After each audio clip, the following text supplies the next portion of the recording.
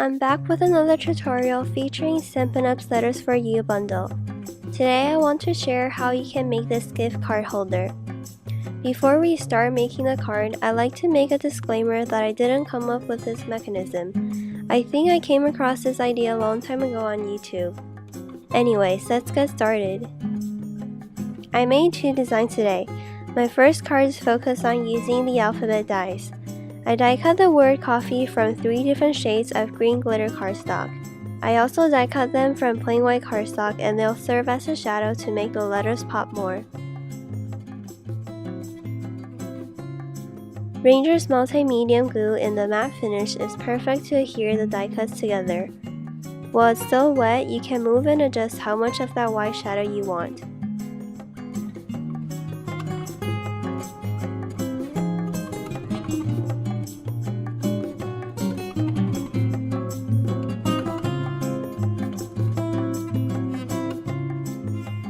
For my second card, I'm going to stamp and die cut the letters. I used Peel Paint Distress Oxide ink for the light green letters and Lucky Clover for the dark green ones.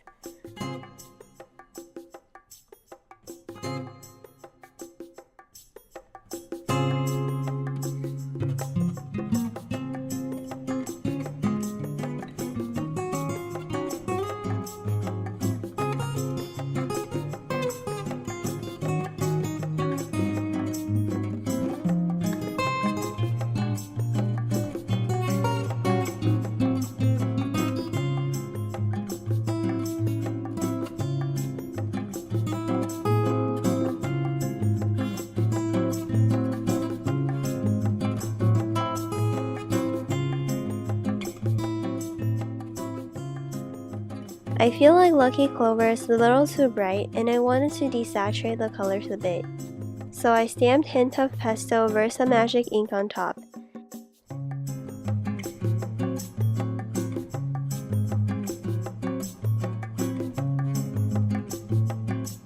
It's a brown with green tint color, and here you can see the difference.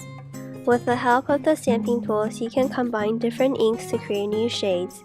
You can even achieve the ombre effect.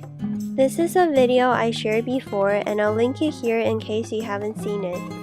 Then I'm simply going to die cut the letters with their coordinating dies. Then we're going to prepare the card base.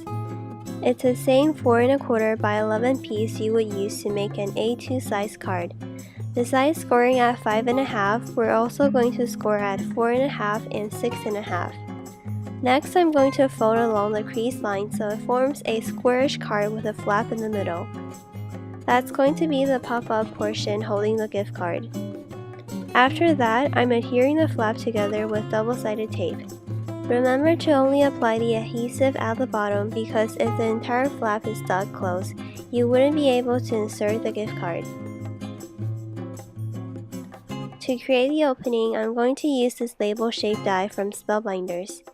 You could also use a punch or any die you may have as long as it's wider than the card you want to place inside.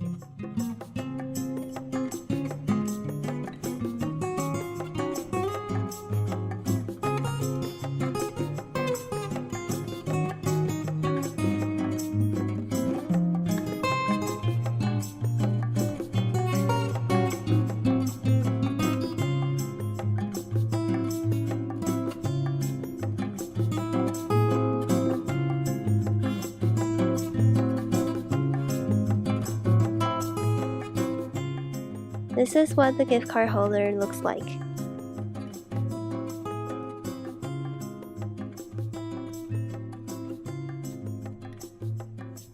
Now we're going back to finish decorating the card front. I decided to use a Wood Textures Designer Series paper and framed it with some dark brown cardstock. Here are all the stamped images and die cut pieces we created so far.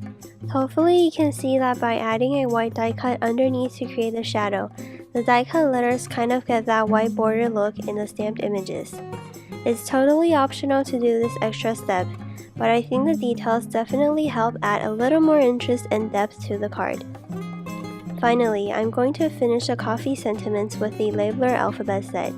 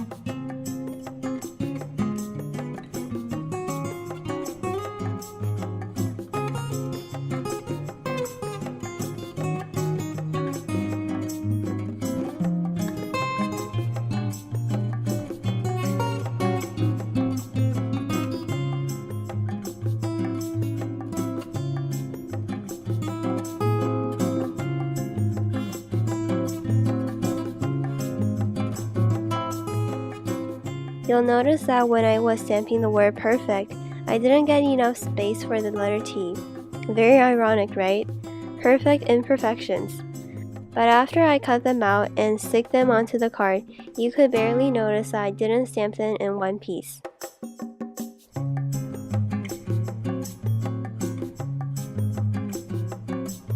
Here are the finished cards. The die-cut letters 1 on the right has a longer sentiment, so I created a belly band for it.